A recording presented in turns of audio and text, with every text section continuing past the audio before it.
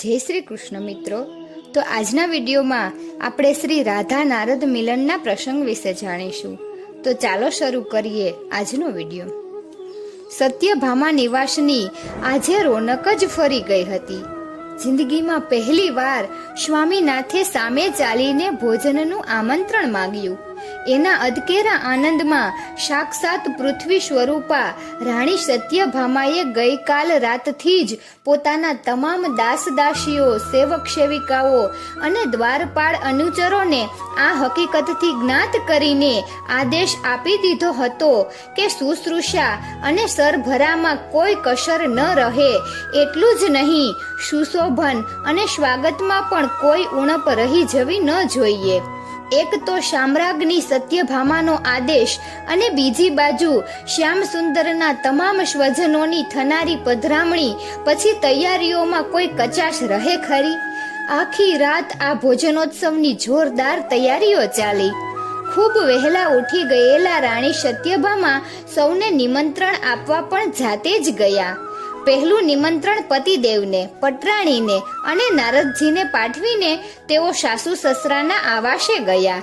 ત્યાંથી બલરામ ભવન પર જઈ રોહિણીમાં, સુભદ્રાજી, રેવતીજી અને દાઉજીને આમંત્રણ આપી આવ્યા. પછી લક્ષ્મણા, સત્યા, ભદ્રા, મિત્રવિંદા, કાલિંદી અને જાંબુવતીને નિમંત્રણ પાઠવીને તેઓ સ્વગૃહે પરત આવ્યા. ત્યારે રૂકમણી તો પોતાની ફરજના એક ભાગ રૂપે ક્યારનાય આવીને તમામ વ્યવસ્થા નજરે નિહાળી ચૂક્યા હતા અને સત્યભામાની રાહ જોતા હતા.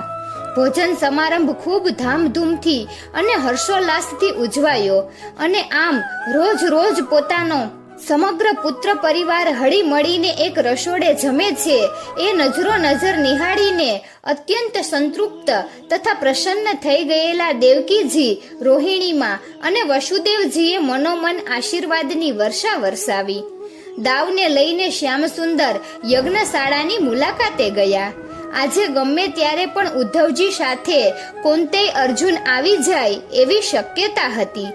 એટલે રેવતી ભાભી સાથે સુભદ્રાજી બલરામ ભુવન પર પ્રતીક્ષાર્થે ચાલ્યા ગયા અને દેવકી વસુદેવના આગ્રહથી રોહિણીમાં એમની સાથે રથમાં દેવકી નિવાસ પર આરામાર્થે ગયા. હવે સત્યભામા નિવાસના મુખ્ય કક્ષમાં શ્રી કૃષ્ણ અષ્ટરાણીઓ તથા દેવર્ષિ નારદજી સિવાય બીજું કોઈ ન રહ્યું.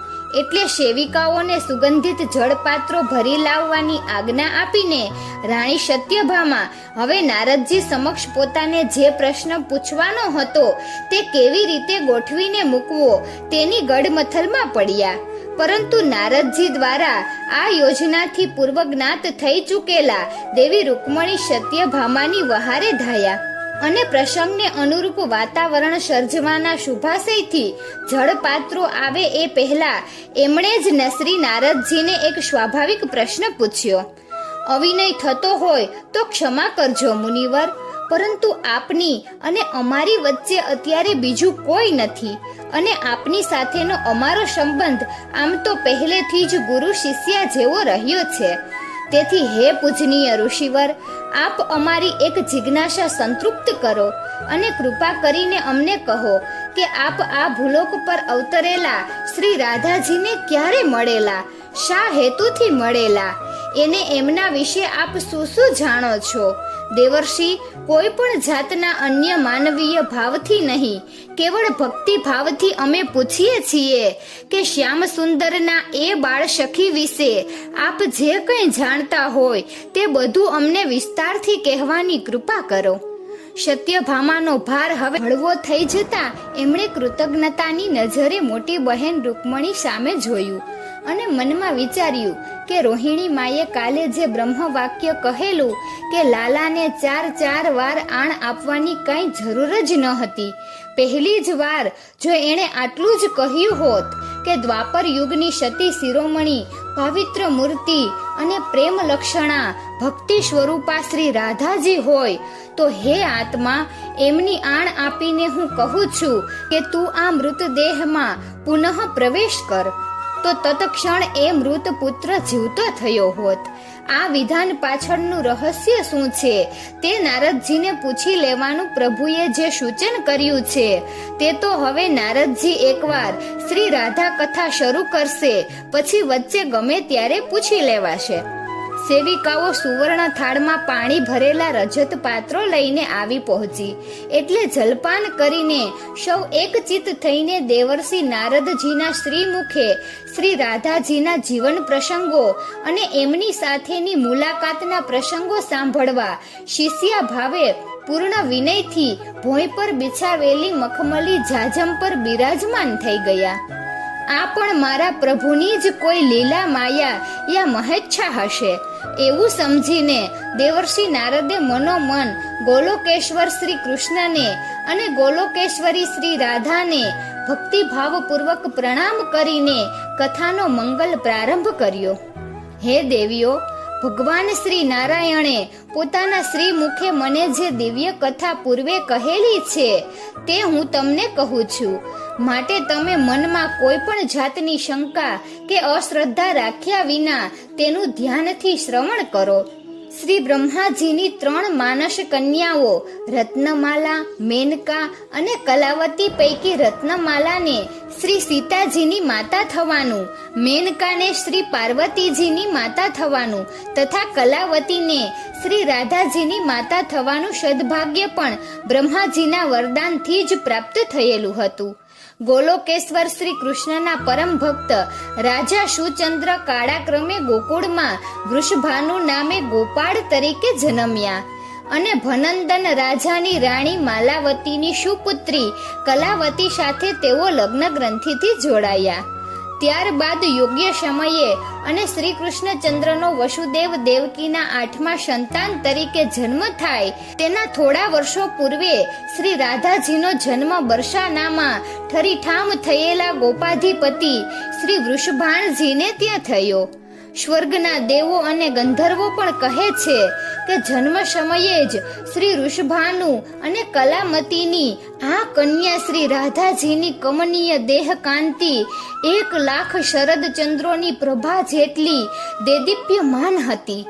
તેથી આવા દિવ્યાતિ દિવ્ય સ્વરૂપને નિહાળવાને હર્ષ વિભોર થઈ ગયેલા માતા કલાવતીનો કંઠ હર્ષાશ્રુઓથી રૂંધાઈ ગયો અને તેમણે પુત્રી રૂપે પોતાની કુખે અવતરેલ આ દિવ્ય વિભૂતિના પ્રથમ મુખ દર્શનની ક્ષણે જ 2,00,000 ગાયો દાનમાં આપવાનો શુભ સંકલ્પ કર્યો.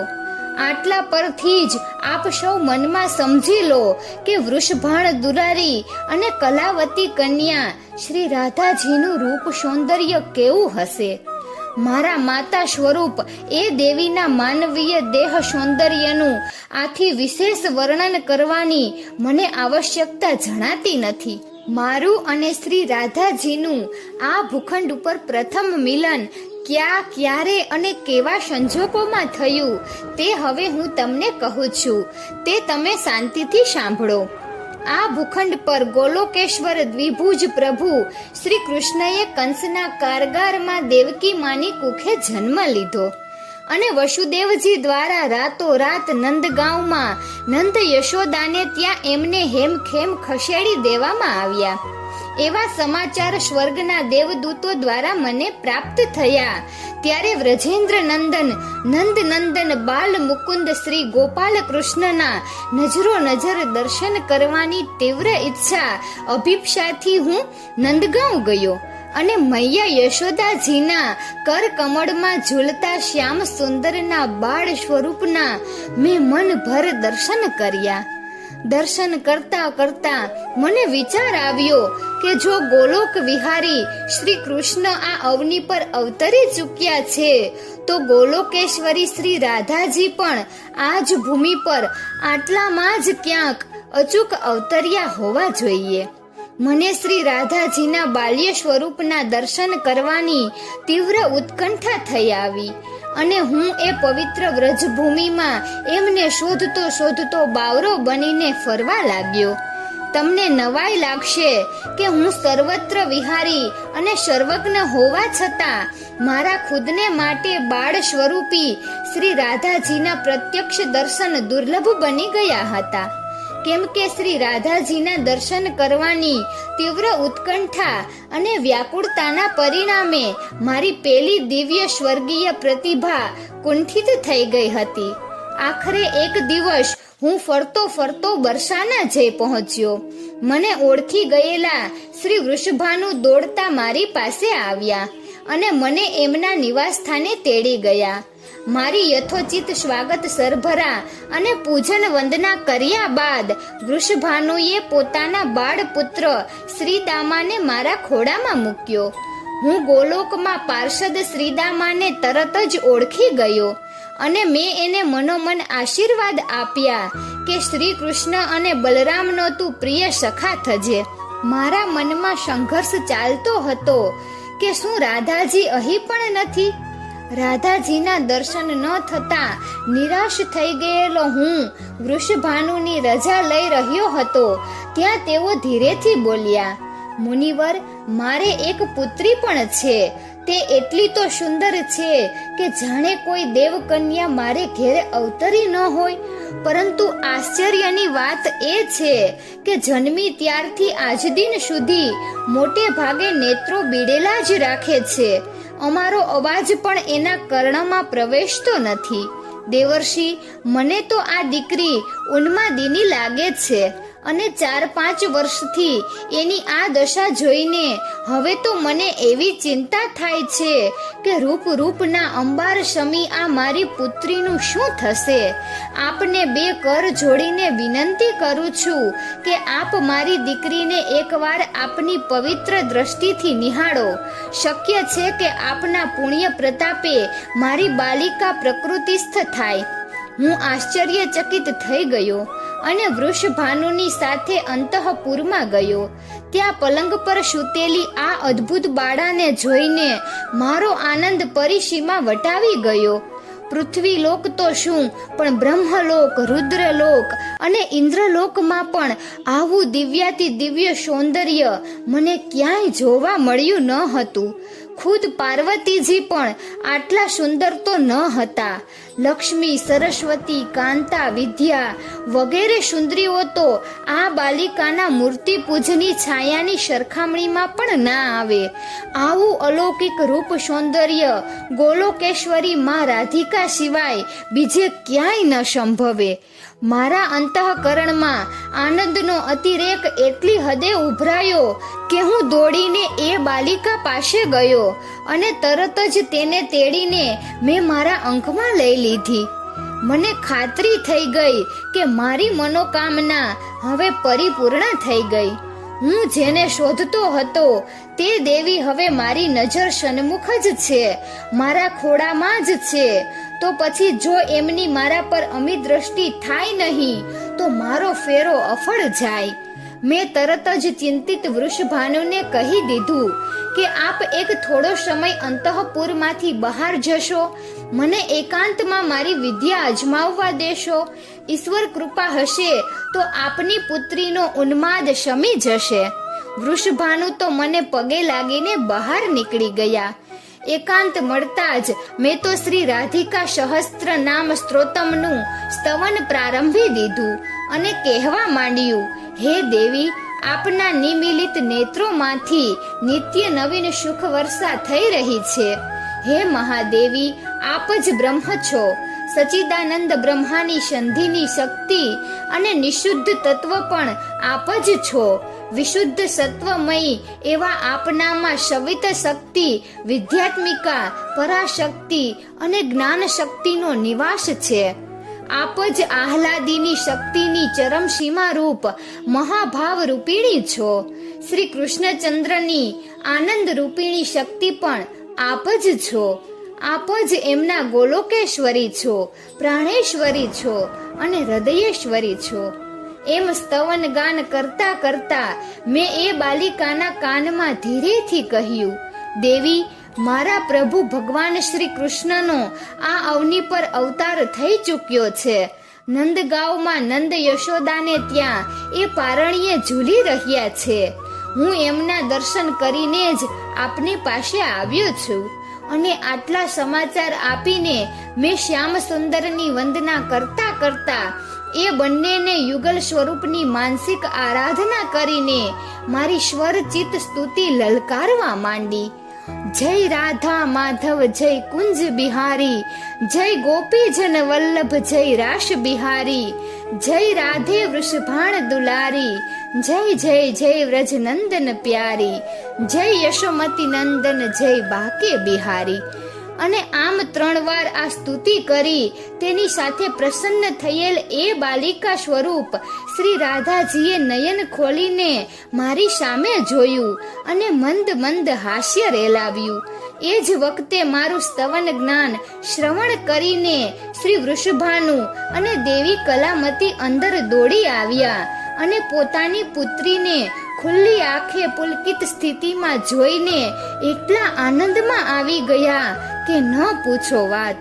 મારો હૃદયપૂર્વક આભાર માની રહેલા એ પુણ્યશાળી દંપતીને મેં ખૂબ પ્રેમથી ને લાડથી આપની દીકરીનું જતન કરજો એમ કહ્યું અને નારાયણ નારાયણ ગાન કરતો હું ત્યાંથી નીકળી ગયો. હવે છેલ્લે હું શ્રી રાધાને ક્યારે મળ્યો તે તો એક એવો પ્રસંગ છે જે પ્રસંગ નજરે નિહાળીને કેવળ હું એકલો જ નહીં, સ્વર્ગના તમામ દેવી દેવતાઓ પણ પ્રભાવિત થઈ ગયા હતા. અને સૌએ ત્યારે આકાશમાંથી દિવ્ય પુષ્પોની વર્ષા કરી હતી. આ પ્રસંગ વૃંદાવનમાં બન્યો હતો અને ત્યારે તો શ્યામ સુંદર ખાસા મોટા થઈ ગયા હતા. એટલું જ નહીં, દેવી રાધિકા સાથે દિવ્ય પ્રેમથી એકરાર થઈ જઈને અનેક લીલાઓ કર્યા બાદ હવે ટૂંક સમયમાં સદાને માટે વ્રજભૂમિનો ત્યાગ કરવાની માનસિક તૈયારીઓ કરી રહ્યા હતા. પરંતુ વ્રજ છોડીને જતા પહેલા છેલ્લે એક એવી દિવ્ય લીલા કરવાની પ્રભુને ફરજ પડી હતી કે જો આ લીલા ન કરી હોત તો સમગ્ર વ્રજભૂમિના ગોપ ગોપાંગનાઓને શ્રી રાધાજીના સાચા સ્વરૂપનો, એમની પવિત્રતાનો, એમની શ્રી કૃષ્ણ પ્રત્યેની અસીમ ભક્તિનો અને મહાન સતીત્વનો પ્રત્યક્ષ પુરાવો ન જ સાંપડ્યો હોત. નારદજીએ જ્યાં આટલું જ કહ્યું ત્યાં તો સત્યભામા સહિત તમામ રાણીઓના મનમાં જે જિજ્ઞાસા ગઈકાલથી જાગૃત થઈ ચૂકી હતી તે સંતૃપ્ત થવાની આશા બંધાતા દેવી સત્યભામાએ મુનિવરને વંદના કરીને વિજ્ઞપ્તિ કરી કે આપ જરા મિષ્ટ રસનું પાન કરો ને પછી જ આ ઘટના કહો. દેવર્ષિ બોલી બોલીને આપ થાકી ગયા હશો અને તરત જ મધુરાશવનો પ્રબંધ થઈ ગયો. સૌએ તેનું પાન કરી લીધું અને પછી નારદજીએ આ દિવ્ય પ્રસંગનું કથન શરૂ કર્યું. યોગ માયા દ્વારા આયોજિત પૂર્વ યોજના મુજબ શ્રી રાધાજી અને શ્રી કૃષ્ણની સાથે સાથે ગોલોકના પણ ઘણા ખરા દિવ્યાત્માઓ ગોપ ગોપાંગના રૂપે વ્રજમાં અવતર્યા હતા અને તેથી એ સૌના મનોરંજન અર્થે અને ખાસ કરીને તો રાધાજીના મનને અનેકવિધ સ્મરણાનંદથી ભરી દેવા માટે નટવર નાગર શ્રી ગિરિધર ગોપાલે રાસલીલાથી માંડીને બીજી કેટલીય દિવ્ય લીલાઓની રમઝટ બોલાવી દીધી હતી. કેમ કે પ્રભુ જાણતા હતા કે શ્રીદામાના શાપાનુસાર દેવી રાધિકાને પછી તો 100 વર્ષનો કૃષ્ણ વિયોગ આ અવતારમાં વેઠવાનો છે. એટલે મિલનના આ દિવસોની પડે પડનો મહત્તમ ઉપયોગ કરી લઈને શ્યામ સુંદર શ્રી રાધાજીને અનેક પ્રકારે લાડ લડાવી રહ્યા હતા. હવે શ્યામ સુંદર તો નંદ બાબાના દુલારા હતા અને નંદ બાબા તો વ્રજભૂમિના ગોપ નેતા. તેથી એમના લાલા કનૈયાના કોઈ પણ પ્રકારના વર્તન વ્યવહારની વિરુદ્ધ બોલવાની કે ફરિયાદ કરવાની ગોપ સમુદાયમાં કોઈની હિંમત ન હતી. પરંતુ વૃષભાણ દુલારી શ્રી રાધાજીના શ્યામ સુંદર સાથેના વધુ પડતા અનુરાગની જાહેરમાં અનેક ટીકાઓ થવા માંડી હતી. શ્રી રાધા માધવ વચ્ચેના સંબંધોને કેવળ લૌકિક સમજી લઈને કેટલા ઈર્ષાળુ વ્રજવાસીઓએ ગમે તેમ બોલવા માંડ્યું હતું. એમાં પેલા કાલીય દમનના પ્રસંગે તો બળતામાં ઘી ઓમ્યું. બન્યું એવું કે કનૈયાએ દડો લેવા માટે યમુનાના ધરામાં પડતું મૂક્યું. એ સમાચાર જેવા ગામમાં આવ્યા કે એની સૌથી આઘાતજનક અસર શ્રી રાધા પર થઈ. બીજા બધા તો યમુના કિનારે એકઠા થઈને રડતા કકડતા હતા, પરંતુ રાધાજી તો કનૈયાની પાછળ યમુનાજીમાં કૂદી પડવાની તૈયારી કરતા હતા. એમની સખીઓએ એમને બળજબરીથી પકડી રાખ્યા હતા. એમની માતાએ અને અન્ય કુટુંબીજનોએ એમને પરાણે ખેંચીને ઘેર લઈ જવા માંડ્યા. ત્યારે શ્રી કૃષ્ણના વિયોગમાં એ પ્રેમ દીવાની રાધાજી મૂર્છા પામીને યમુના કિનારે બેહોશ થઈ ગયા. આ ઘટના બન્યા પછી તો લોકનિંદાએ માઝા મૂકી અને વ્રજભૂમિના કેટલાક રૂઢિચુસ્ત નરનારીઓએ વાતનું વતેસર કરીને હવે રોજ રોજ છડે ચોક એમના સંબંધો વિશે આડેધડ બોલવા માંડ્યું. આ ટીકાકારો પૈકી 2 વ્રજનારીઓનું સ્થાન આગળ પડતું હતું, કેમ કે એમને શ્રી રાધા શ્યામનું આ રોજ રોજનું મિલન, નિકુંજ વિહાર અને રાસલીલા જોયા જતા ન હતા. એમના મનમાં કદાચ એવો છૂપો ડર પણ હતો કે વ્રજના તરુણ તરુણી અને પ્રૌઢ નરનારી જો રાધા માધવ તરફ ખેંચાઈ જશે, એમના અનુયાયી અને આસક્ત બની જશે, તો એમનો ખુદનો જમાવેલો પ્રભાવ અને પ્રતિષ્ઠા ઘટી જશે.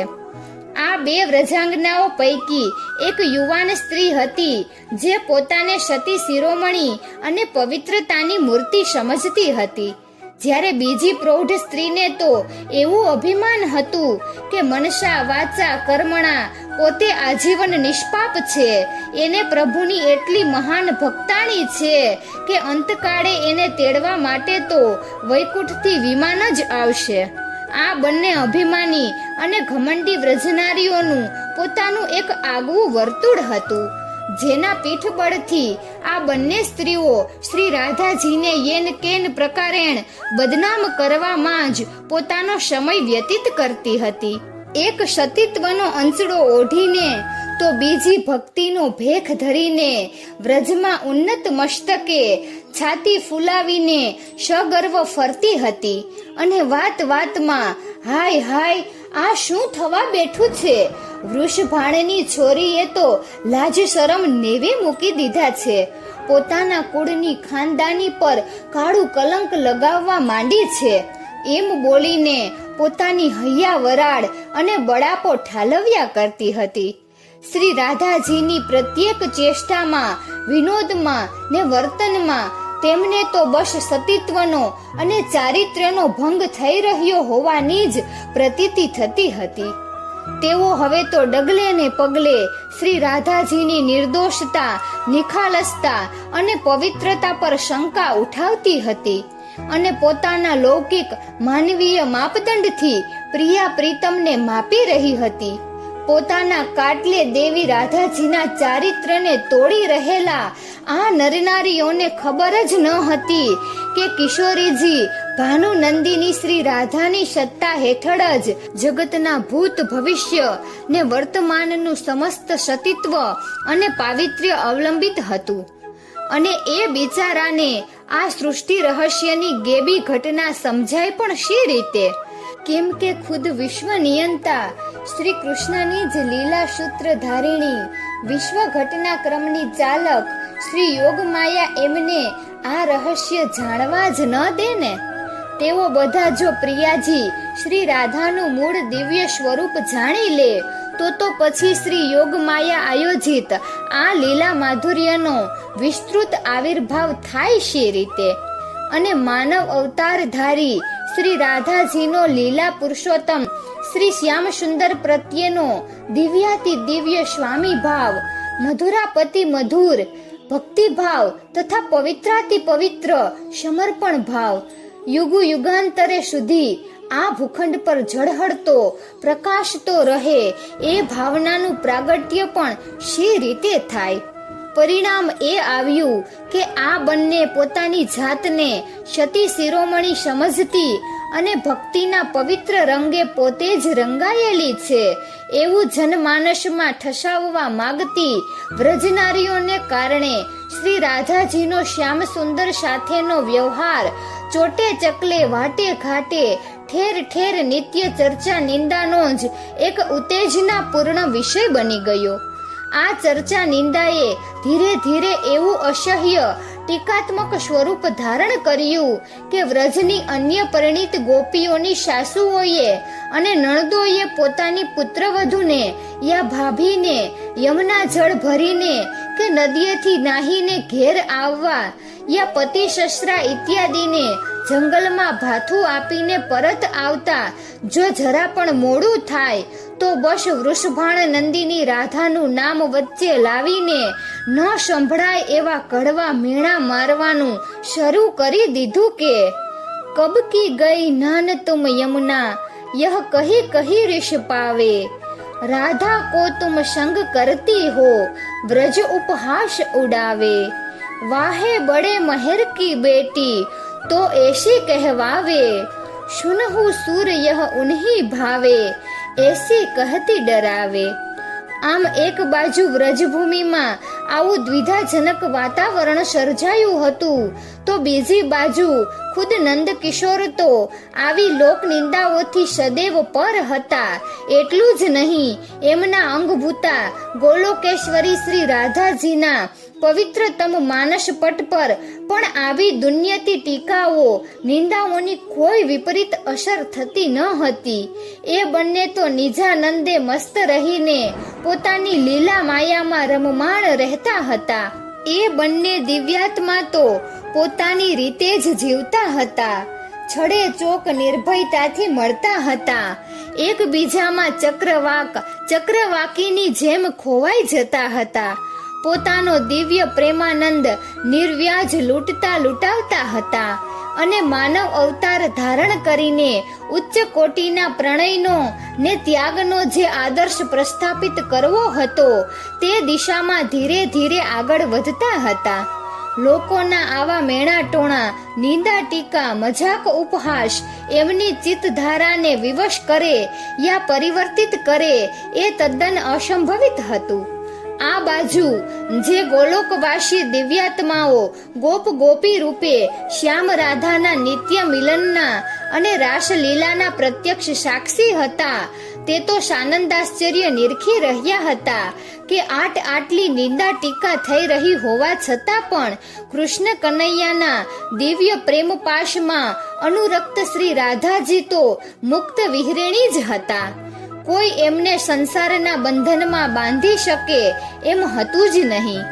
એમનું એકમાત્ર બંધન ગણો કે આત્મીયતા કહો, શ્યામ સુંદર સંગે અતૂટ ને અચળ આસક્તિ હતી. ઘરના, ગૌશાળાના અને વ્યવહારના અનેક કામકાજ કરતા હોવા છતાં તેમના મન, બુદ્ધિ, આત્મા ત્રણેય નિર્લેપ ને નિર્બધ હતા. એમના ચિત્ત પ્રદેશમાં તો મુરલી મનોહર મોર પીછધારી બાકે બિહારીની મૂર્તિ એવી પ્રસ્થાપિત થઈ ચૂકી હતી કે બીજા કોઈ સ્વજન સ્નેહીનો વિચાર શુદ્ધાય એમને આવતો ન હતો. પછી ભલે ને લોકો કહેતા હોય કે રાધાના માતા પિતાએ તો બાળપણમાં જ એનું વેવિશાળ અય્યન નામના એક ગોપ પુત્ર સાથે કે જે વૃષભાણજીના જીગરજાન મિત્રનો પુત્ર હતો અને અત્યારે મથુરાના રાજા કંસના લશ્કરમાં ભરતી થઈ ગયો હતો તેની સાથે નક્કી કરી રાખ્યું છે અને કંસે આદરેલ યુદ્ધમાંથી એ હેમખેમ પાછો આવે પછી એની સાથે આ વૃષભાણ દુલારી રાધિકાના લગ્ન પણ થનાર છે. શ્રી રાધાના મનમાં તો દેહ લગ્નનો વિચાર સુદ્ધા પણ પ્રવેશી શકે એમ ન હતો, કેમ કે એ તો આત્મલગ્નની દિવ્ય ગ્રંથિથી ગોલોકેશ્વર સાથે યુગ યુગાંતરોથી જોડાઈ ચૂક્યા હતા. પરિણામે રાત દિવસ ગિરધર ગોપાલની જ યાદમાં ખોવાયેલા રહેતા. એમના મનમાં આવી દુન્યંતી વાતોનો પ્રવેશ સુદ્ધા પણ થઈ શકે એમ ન હતો. આવી પરિસ્થિતિમાં મન બુદ્ધિથી શ્યામ સુંદરમાં ખોવાયેલા રહેતા અને ચર્મચક્ષુથી વ્રજેન્દ્ર નંદન યશોદા કુંવરના દર્શન કરવા શ્રી રાધાજી તો વહેલી સવારે ઘરમાંથી નીકળી જતા અને શ્યામ ઘનશ્યામ પોકારતા એ જ્યાં બિરાજ્યા હોય ત્યાં પહોંચી જતા. દિવસમાં કેટલીય વાર જળ ભરવાને બહાને યમુના કિનારે પહોંચી જતા અને ત્યાં કદંબના વૃક્ષ નીચે પોતાના પ્રાણેશ્વરને ન જોતા ઘડુલો યમુનાજીને સોંપીને કનૈયા કુંવરને શોધવા બાવરા બાવરા એક નિકુંજથી બીજા નિકુંજ પર દોડાદોડ કરતા. પોતાની બાલ સખી શ્રી રાધાને આમ દોડાવવામાં ને તડપાવવામાં એક બાજુ શ્યામ સુંદરને એક જાતનો દિવ્ય આનંદ પ્રાપ્ત થતો હતો, તો બીજી બાજુ હજી તો પોતે સદેહે વ્રજમાં ઉપસ્થિત છે અને હમણાં જ એને પ્રત્યક્ષ મળવાના પણ છે. ત્યારે જો આ પાગલ વિહરણીની આ દશા છે તો મારા અહીંથી ગયા બાદ વર્ષોના સુદીર્ઘ વિયોગમાં આ મારી અનુરાગિણી અંગભૂતાનું શું થશે? એની કલ્પના આવતા નંદકુંવર એક ક્ષણનો પણ વિલંબ કર્યા વિના એકાએક પ્રત્યક્ષ થઈ જઈને શ્રી રાધિકાને દર્શન દેતા હતા અને એને દિવ્યાનંદનું રસપાન કરાવવા નિકુંજની હરિયાળી ભૂમિ પર લઈ જતા હતા. સ્વર્ગલોકથી અમે બધા જોયા કરતા હતા કે ગ્વાલીની શ્રી રાધા તો બસ જાણે શ્રી કૃષ્ણના દર્શન કરવા માટે જ જીવતા હોય એમ માથા પર યમુના જળ ભરવા માટેની મટકી લઈને દિવસમાં કંઈ કેટલીય વાર યમુના કિનારે આવજા કરતા હતા. શ્રી કૃષ્ણ પ્રત્યક્ષ રૂપે મળી જાય તો એમના દિવ્ય રૂપ સુધાના સાગરમાંથી પ્રગટતો પ્રેમ રસ ઘટક ઘટક પીધા કરતા હતા. ધન્ય હતા એ ગોલોકેશ્વરી શ્રી રાધાજી કે જેમણે પોતાના શ્યામ સુંદરને કાજે લોકલાજની પણ જરા જેટલી પરવા કરી ન હતી. સ્વર્ગની દેવાંગનાઓ તો શ્રી રાધાજીની આ દિવ્ય ભાવદશા નિહાળીને હર્ષ વિભોર થઈ જઈને દેવસભામાં એનો સગાન મહિમા વર્ણવતી હતી કે ગ્વાલીની કૃષ્ણ દર્શ સો અટકી બાર બાર પન ઘટ પે આવતી શિર જમના જલ મટકી ગ્વાલીની મનમોહન કો રૂપ સુધા નિધિ પીબત પ્રેમ રસ ગટકી કૃષ્ણ દાસ ધન ધન્ય રાધિકા લોક લાજ સબ પટકી ગ્વાલીની. આટલું ગાતા ગાતા તો ખુદ નારદજી પણ ભક્તિ રસમાં એવા તલ્લીન થઈ ગયા કે ઊભા થઈ જઈને હાથમાંની વીણા વગાડતા વગાડતા શ્રી રાધા કૃષ્ણના અજોડ પ્રેમના પદ પર પદ લલકારવા લાગી ગયા. અને આ અનુપમ દ્રશ્ય જોઈને શ્રી કૃષ્ણની આઠેય રાણીઓ પોતાને દ્વારિકાના રાજ્ય મહેલમાં આવું સ્વર્ગીય સુખ આટલું મોડું પણ પ્રાપ્ત થયું તે બદલ ભગવાન દ્વારકાધીશનો અંતઃકરણ પૂર્વ અનહદ આભાર માનવા લાગી. થોડી વાર પછી પોતાનો આ દિવ્ય ભક્તિ ઉન્માદ શમી જતા ભક્ત શિરોમણી શ્રી નારદજી આસનસ્થ થયા અને કહેવા લાગ્યા, હે દેવીઓ, આમ શ્રી રાધા અને શ્રી રાધા રમણ ઘનશ્યામ પ્રભુની આવી બાળ લીલાઓ અવિરતપણે વ્રજભૂમિમાં ચાલી રહી હતી. જેમ જેમ સમય પસાર થતો ગયો અને એમની વચ્ચેનો દિવ્ય પ્રણય સંબંધ વધુ ને વધુ પુષ્ટ થતો ગયો તેમ તેમ પેલી બે ઈર્ષાખોર વ્રજ સુંદરીઓની ચળવણીથી લોક નિંદાએ પણ માજા મૂકવા માંડી. હવે તો ઈર્ષાળુ અને વિઘ્ન સંતોષી લોકો જેમ ફાવે તેમ બોલવા લાગ્યા. કેટલીક માથા ભારે અને નફટ વ્રજનારીઓને હિંમત કરીને શ્રી રાધાનો રસ્તો રોકવા માંડ્યો અને જતા આવતા શ્રી રાધાને ઊભા રાખીને, અલી ક્યાં જાય છે? તારા કનૈયાને મળવા. કાલે રાત્રે મોડે સુધી તું ઘેર કેમ નતી આવી? કાનુડા જોડે રાસ રમવા રોકાઈ હતી? હા હા હા હા હસીને અને મોઢ આવી મશ્કરીઓ કરીને તેમણે શ્રી રાધાજીને ખીજવવાની અને પજવવાની રીતસરની ચાલબાજી જ શરૂ કરી દીધી હતી. આ લોકો આ શું કરી રહ્યા છે? આવું કેમ પૂછી રહ્યા છે? અને મારી સામે જોઈને મશ્કરીમાં કેમ હસી રહ્યા છે? એની કાંઈ ગતાગમ શ્રી રાધાજીને તો પડતી જ ન હતી, કેમ કે આ એમનો વિષય ન હતો. આવું તિરસ્કૃત વલણ એમની સમજ શક્તિની બહાર હતું અને તેથી લોકો જ્યારે આવું પૂછતા ત્યારે પ્રત્યુત્તર આપવાનું ટાળીને એ તો બસ ડડક આંસુડા જ વહાવતા અને કંઈ કહેતા કંઈ બોલી ન શકતા. દુન્યવી વ્યવહાર અજાણ એવા એ તો સમજી પણ નહોતા શકતા કે આ લોકો આ બધું શું કરી રહ્યા છે, કેમ કે એમની તો આખી ચિત્તવૃત્તિ અને મનોવૃત્તિ તો કૃષ્ણમય જ થઈ ગઈ હતી. પરંતુ એ બંને શ્યામ અને રાધા ભલે આવો નિર્લેપ અને નિષ્પક્ષતાની વ્યવહાર કરીને લોકનિંદા પ્રત્યે આંખ આડા કાન કરી રહ્યા હોય, પરંતુ નિકુંજ અધિષ્ઠાત્રી શ્રી વૃંદા દેવી અને પતિત પાવની વૃંદાવન વિહારિણી શ્રી યમુના દેવીની ધીરજ ખૂટી ગઈ. એમની લાડીલી શ્રી રાધાજી પ્રત્યે વ્રજવાસીઓની આવી ક્રૂર મજાક, નિંદા, અપમાન અને આક્ષેપોથી તેઓ બંને અકળાઈ ગયા અને આક્રંદ કરી ઉઠ્યા. એક દિવસ સંધ્યા કાળે શ્યામ સુંદર એકલા શ્રી યમુનાજી પાસે કદંબના વૃક્ષ નીચે વાંસળીના સૂર રેલાવી રહ્યા હતા. ત્યારે શ્રી વૃંદા દેવી ત્યાં પ્રત્યક્ષ થયા અને શ્રી યમુનાજીની હાજરીમાં એમણે શ્રી રાધાજીની વિતક કથા, એમના પ્રત્યે અમુક લોકોનો નિર્લજ્જ વ્યવહાર, શ્રી કૃષ્ણ સાથેના એમના દિવ્ય સંબંધો વિશે શંકા કુશંકા અને તે અંગે થઈ રહેલી લોકનિંદાનો ચિત્તાર અશ્રુભીની આંખે નંદકુંવર સમક્ષ રજૂ કર્યો. જે સાંભળ્યા પછી તો પવિત્રતાની સાક્ષાત મૂર્તિ સમાન શ્રી રાધાજી પ્રત્યેના અનહદ પ્રેમથી ભગવાન શ્યામ સુંદરની આંખોમાં પણ જળજળિયા આવી ગયા.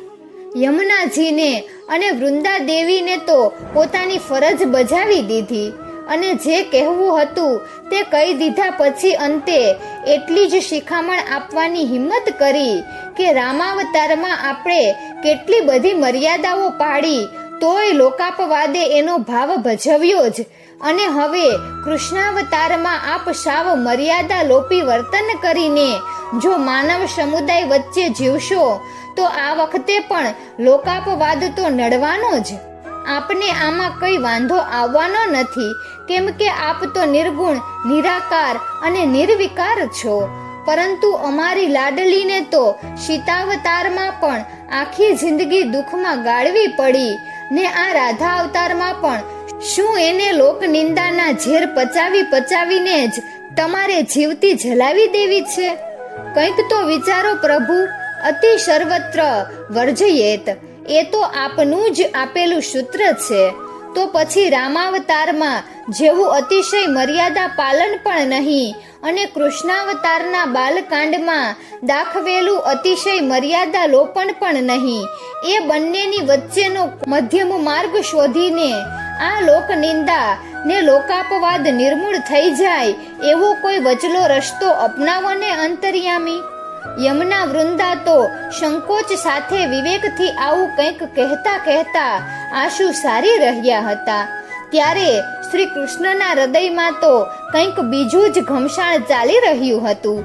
મૂર્ખ વ્રજવાસીઓ દ્વારા થઈ રહેલી શ્રી રાધાજીની ટીકા નિંદાનો પ્રતિકાર કરવા અને જિંદગીભર યાદ રહી જાય એવો કોઈ બોધપાઠ આપવા હવે શું કરવું એની ચિંતામાં પડી ગયેલા શ્યામ સુંદરે યમુના કિનારે આટા મારતા પોતાની વિચક્ષણ બુદ્ધિ પ્રતિભાને કામે લગાડી દીધી.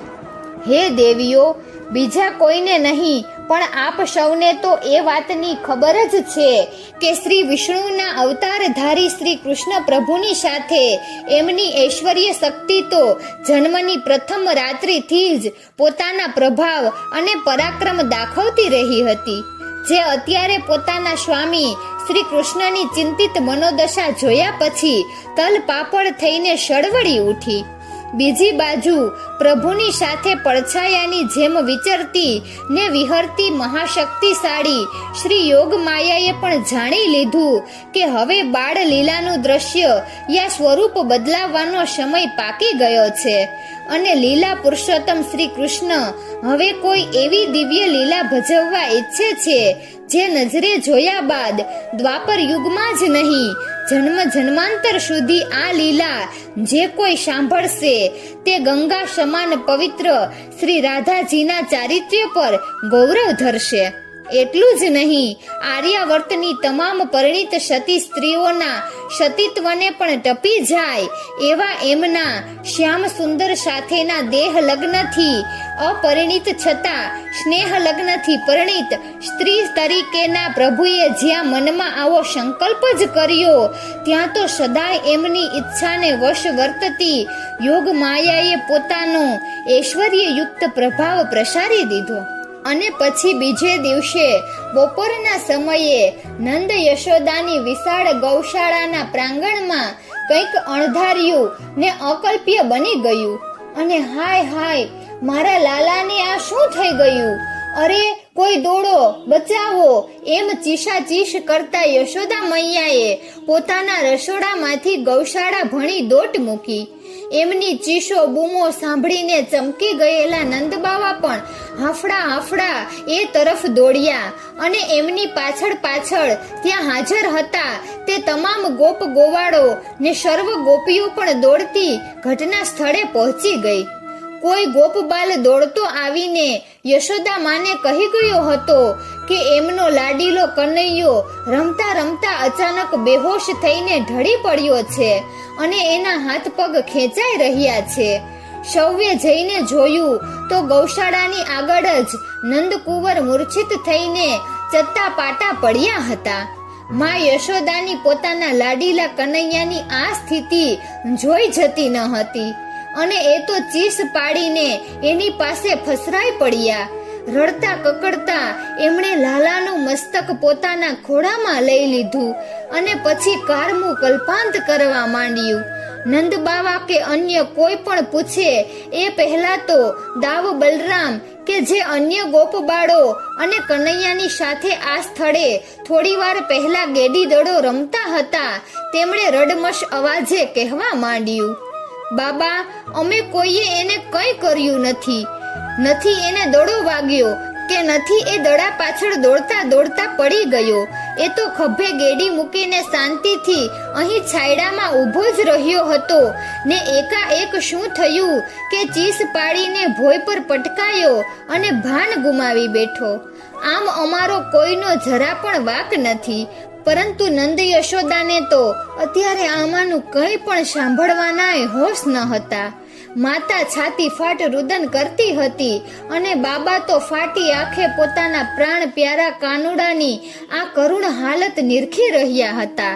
કેટલાક અનુભવી વૃદ્ધ ગોપોએ નંદબાવાના હુકમની રાહ જોયા વિના જ ચારે બાજુ માણસો દોડાવ્યા હતા. વ્રજમાં જેટલા પણ નજર ઉતારનારા ભુવા જતી વગેરે હતા તે તથા જેઓ કંઈક વેદુ જાણતા હતા તે તમામને જાણ થઈ ગઈ હતી કે નંદબાવાનો કાનુડો મૂર્છાવશ થઈ ગયો છે. એટલે સૌ જ્યાં બેઠા હતા ત્યાંથી ઉઠીને લગભગ દોડતા નંદબાવાની ડેલીએ આવવા લાગ્યા. ત્યાં સુધીમાં તો 4-5 સશક્ત ગોપ યુવાનોએ લાલાને ઉચકીને નંદરાયના ઘરની પરસાળમાં ઢાળેલા ઢોલિયા પર 100 મણ રૂની તળાઈમાં સુવાડી દીધો હતો. અનુભવીઓએ અને જાણકારોએ આગળ વધીને યશોદા નંદનને જોયો, તપાસ્યો. આવા પ્રસંગોમાં સામાન્ય રીતે જે ઘરગથ્થુ ઉપાયો અજમાવવામાં આવતા હોય છે તેની અજમાયશ શરૂ થઈ ગઈ. કોઈએ નજર ઉતારી તો કોઈએ નજરને થાળીમાં બાંધી, કોઈએ માથેથી પાણી ભરેલો લોટો 7 વાર ઉતારીને કૂતરાની ચાટમાં રેડ્યો, તો કોઈએ સાવરણી લઈને માથાથી પગ સુધી 7 વાર ફેરવીને ઊંઝળી નાખી. કોઈએ મંત્રેલો કાળો દોરો જમણા હાથે બાંધ્યો, તો કોઈએ તાવીજ બનાવીને ગળામાં પહેરાવ્યું. કોઈએ જાત જાતની જડીબુટ્ટીઓ નાકમાં સૂંઘાડી, તો કોઈએ નંદબાવાની પાવડી લાવીને નાકે ધરી. કોઈએ પગને તળિયે અને હાથની હથેળી પર વાટેલી સૂંઠ ચોપડીને તાંબાની વાડકીથી ઘસવા માંડી, તો કોઈએ ઘસેલા ઓસળિયાનો લેપ કનૈયાના કપાળે ચોપડ્યો. કોઈએ દૂધ ઘીની બાધા રાખી, તો કોઈએ દેવદેવીઓ આગળ શ્રીફળ રમતા મૂકવાની માનતાઓ માની. પરંતુ કેમેય કરીને નંદ દુલારો ભાનમાં ન આવ્યો, તે ન જ આવ્યો. હે દેવીઓ, આપ તો જાણો જ છો કે ખરેખર બેભાન હોય તેને તો કોઈને કોઈ રીતે ભાનમાં લાવી શકાય, પરંતુ જે સંપૂર્ણ ભાનમાં જ હોય અને જગનિંદા સામે જંગે ચડવા જાણી જોઈને બેભાન થવાની લીલા આચરી હોય એવા નટખટ નંદકુંવર તો કોઈ લાખ ઉપાય કરે તો પણ જ્યારે ભાનમાં આવવું હોય ત્યારે જ આવે ને. બેહોશીની આ લીલા ખૂબ લાંબી ચાલી. જેમ જેમ સમય વીતતો ગયો તેમ તેમ બધાયના જીવ પડી કે બંધાતા ગયા. કોઈ કહેતા કોઈ નુસ્ખો, યુક્તિ કે દવા કારગત ન નીવડી. યશોદા મૈયાનું કલ્પાંત તો જોયું જતું ન હતું. શ્રી કૃષ્ણના બાળ સખા અને ખુદ બલરામ પણ હવે તો ડુસકે ડુસકે રડવા ચાલ્યા અને શ્રી કૃષ્ણ પર અત્યંત અનુરાગ ધરાવતી ગોપ કન્યાઓ અને ગોપ સુંદરીઓ હિબકા ભરી રહી હતી. આ બાજુ નંદબાવાની ધીરજ હવે ખૂટવા માંડી હતી. તેઓ લાલાની નાડી પોતાના હાથમાં પકડીને અધ્ધર શ્વાસે બેઠા હતા. લાલાની નાડી ધીરે ધીરે મંદ પડતી જતી હતી અને છાતી ધમણની જેમ હાંફતી હતી. નંદબાવા કાકલુદી ભર્યા સ્વરે આસપાસ ટોળે વળીને ઉભેલા ગોપ યુવાનોને કહી રહ્યા હતા, જાઓ, કોઈ દોડો, શોધી લાવો કોઈ સાધુ મહાત્મા સંત ફકીરને, વેદ હકીમ કિમિયાગરને. એ જે માગશે તે ઇનામ હું આપીશ. મારી બધી ગાયો, મારી તમામ સંપત્તિ એને આપી દઈશ. કોઈ મારા કનૈયાને સાજો કરો. અને એમની આ વેદના ભરી ઘોષણા સાંભળીને કંઈક ગોપ યુવાનો મારતે ઘોડે આવા કોઈ સિદ્ધ પુરુષની શોધમાં ચારે દિશામાં ઉપડી પડ્યા. પરંતુ જે ગયા એમાંનું કોઈ પાછું આવતું ન હતું. અને આ તરફ લાલાને તો પોતાની આ દિવ્ય લીલાને ચરમ સીમાએ પહોંચાડવા મરણ ઘરેડો બોલાવવાનો પણ શરૂ કરી દીધો હતો, જેને પરિણામે ચારે બાજુ રોકકળ થઈ રહી હતી. એવામાં એક ગોપી દોડતી ત્યાં આવી અને નંદબાવાને કહેવા લાગી, બાબા બાબા, યમુના કિનારે કદંબના વૃક્ષ નીચે હમણાં જ હું એક નવજુવાન સંન્યાસીને જોઈને આવી છું. આહા, શું એમના લલાટનું તેજ છે ને શી ભવ્ય છે એમની દેહાકૃતિ. જાણે સાક્ષાત ધન્વંતરી જીજ જોઈ લો. એમને તેડવા મોકલો. મને લાગે છે કે તેઓ જરૂર કંઈક ચમત્કાર કરશે. અને આટલું સાંભળ્યું નથી કે નંદરાયને પૂછવાય રહ્યા ન વિના 8-10 ગોપ કુંવર દોડ્યા યમુના તટે અને ખૂબ સન્માનપૂર્વક પેલા નવજુવાન સંન્યાસીને નંદરાયની ડેલીએ તેડી લાવ્યા. કાંડુડાને ઘેરીને બેઠેલા સ્વજનો ઉઠી ઉઠીને આઘા ખસ્યા અને લાલાના મુખારવિંદ પર નજર ઢાળીને બેઠેલા યશોદા માએ આજીજી ભરી નજર ઉઠાવીને પેલા આગંતુકની સામે જોયું અને એમના આંખો આશ્ચર્યથી એકદમ પહોળી થઈ ગઈ. અરે, આ સંન્યાસીનું મુખારવિંદ તો બિલકુલ મારા કનૈયાને મળતું જ આવે છે. એકદમ ભાવાવેશમાં આવી જતા યશોદા મૈયાથી સહસા બોલાઈ ગયું, બેટા કનૈયા. પણ બીજી જ ક્ષણે પોતાની જાતને સંભાળી લઈને જાણે ઢોલિયામાં સૂતેલા લાલાને ન કહેતા હોય એમ બોલ્યા, બેટા કનૈયા, જોતો ખરો કોણ આવ્યું છે. સાક્ષાત ભગવાન જ આવ્યા છે. પછી પેલા સંન્યાસીની સામે જોઈને કહેવા લાગ્યા, પ્રભુ મહારાજ, મારો પ્રાણ ત્યજી રહ્યો છે. દેવ, જલ્દી કરો, એને સાજો કરો. આપ જે દક્ષિણા માંગશો તે હું આપીશ, પણ એકવાર મારા લાલાને ભાનમાં લાવો, એને બચાવી લો. 2 પ્રહર વીતી ગયા પણ હજી એની મૂર્છા વળતી નથી. દયા કરો દીનાનાથ. કહેતા કહેતા ઘેલી યશોદા મૈયાએ સંન્યાસી આગળ ખોડો પાથર્યો. હે દેવીઓ, આજ દિન સુધી કોઈને ખબર પડી નથી કે એ નવજુવાન સંન્યાસી રૂપે કોણ આવ્યું હતું, પરંતુ આજે હવે તમને કહેવામાં મને જરા પણ વાંધો નથી કે એ સંન્યાસી રૂપે ખુદ મને જ ભગવાન નારાયણે વ્રજમાં જવાનો આદેશ આપ્યો હતો અને લોકો આશ્ચર્યમાં ડૂબી જાય એટલા માટે દેહાકૃતિ પણ તેઓએ યુવાન શ્રી કૃષ્ણ કનૈયાના જેવી જ બનાવી દઈને મને ભગવાનની આ દિવ્ય લીલા ફળીભૂત કેમ કરવી એના સર્વ પાઠ ભણાવીને ત્યાં મોકલ્યો હતો. શ્રી કૃષ્ણની 8 રાણીઓ તો આટલું સાંભળ્યા બાદ શ્રી નારદજી પ્રત્યે એવી પ્રભાવિત અને આભારવશ થઈ ગઈ કે જાણે પોતાના સ્વામીના અત્યંત પ્રીતિપાત્ર આ ભક્ત શિરોમણી માટે અમે શું કરીએ ને શું ન કરીએ. પરંતુ નારદજી તો આવી બધી ઔપચારિકતાથી સદાય પર હતા. તેમની તો એકમાત્ર ઈચ્છા એટલી જ હતી કે મારા પ્રભુએ સોંપેલું કાર્ય સર્વોત્તમ રીતે પરિપૂર્ણ કરી બતાવવું. તેથી તેઓ હવે આગળની કથા કહેવામાં જરા પણ વિલંબ કરવા નતા માંગતા. હે દેવીઓ, યશોદા માએ મારી આગળ આમ ખોડો પાથર્યો તે જોઈને મને મનમાં શરમ આવી ગઈ. પરંતુ જે ભૂમિકા મને સોંપવામાં આવી હતી તે સાગો પાગ બાર પાડવા માટે લાગણી પર સંયમ અનિવાર્ય હતો એમ સમજીને મેં સંન્યાસી રૂપે પ્રથમ તો લીલા પુરુષોત્તમ શ્રી કૃષ્ણને મનોમન પ્રણામ કરી લીધા અને પછી પૂર્ણ સ્વસ્થતાથી ઢોલિયા પર એમની બાજુમાં બેસી જઈને સૌ કોઈ સાંભળે એ રીતે ઉચ્ચ સ્વરે કહ્યું, માતા, હું કોઈ દક્ષિણા કે ઇનામની આશાએ અહીં નથી આવ્યો. હું તો મારું ઔષધિ જ્ઞાન સમર્પિત કરવા અને મારી જ્યોતિષ વિદ્યાનો સાક્ષાત્કાર કરાવવા અહીં આવ્યો છું. હવે આપ ઊભા થઈ જાઓ અને આપના લાલાનું માથું મને મારા ખોળામાં લઈ લેવા દો. અને પછી પ્રભુ શ્યામ સુંદરનું માથું મારા ખોળામાં લીધા બાદ મેં એમની નાડી, હસ્તરેખા, લલાટ ચિહ્નો, કાનની બુટ્ટી વગેરે એટલા ઝીણવટથી ને ધારી ધારીને અવલોકવા માંડ્યા કે લોકોને સાચે જ થઈ ગયું કે હું કોઈ મહાન જ્યોતિષી અને વેદરાજ જ છું. પછી ખૂબ વ્યથિત ને ચિંતિત નંદરાય સામે જોઈને મેં કહ્યું, હે સજ્જન, આપના લાલાને હવે કંઈ નહીં થાય. જે થવાનું હતું તે થઈ ગયું. હવે ધીરજ રાખો. હું હમણાં જ એને ભાનમાં લાવી દઉં છું. પણ હા, એ માટેની વિધિ કરવા હું જે જે વસ્તુઓ માંગુ અને જેમ કરવાનું કહું તેમ તમારે લાવવા કરવાનું રહેશે. છે કબૂલ? કોણ ના પાડી શકે?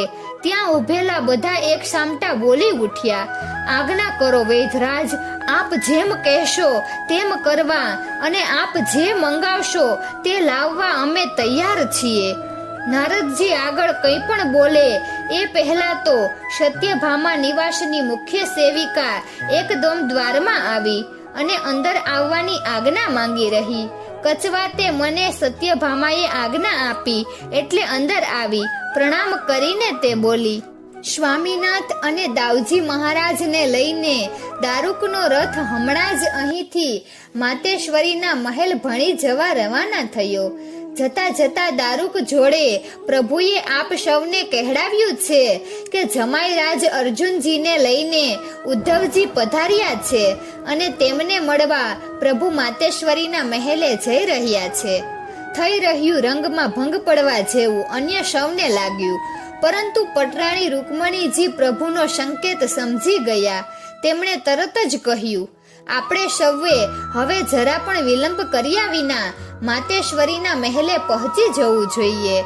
જેમને નારદજીની કથામાં અત્યંત રસ પડ્યો હતો તે સત્યા અને લક્ષ્મણાથી સ્વાભાવિક બોલાઈ જવાયું. પણ દીદી, આ કથા, આ પ્રસંગ અધૂરી રહી જશે. આ ઘટના, એનું શું? વાત સાચી હતી, પણ હવે શું? સૌએ નારદજી સામે આશા ભરી મીટ માંડી. નારદજીને થયું કે આ પ્રસંગ તો પૂરો કરવો જ રહ્યો, પણ અત્યારે નહીં, હવે રાતે. એમણે ઉઠતા ઉઠતા કહ્યું, તમે ચિંતા ન કરશો, હમણાં તમે સૌ ત્યાં જાઓ. હું પણ અતિથિ ગૃહે થઈને થોડો સ્વસ્થ થાવ. મને લાગે છે કે આજે રાત્રે ભગવાનના શયન કક્ષમાં તો કોંતેય અર્જુનજી અને ઉદ્ધવજી સાથે પ્રભુ મોડે સુધી ચર્ચા વિચારણા અને વાર્તાલાપ કરશે, જેમાં આપની કોઈની હાજરી અનિવાર્ય નથી.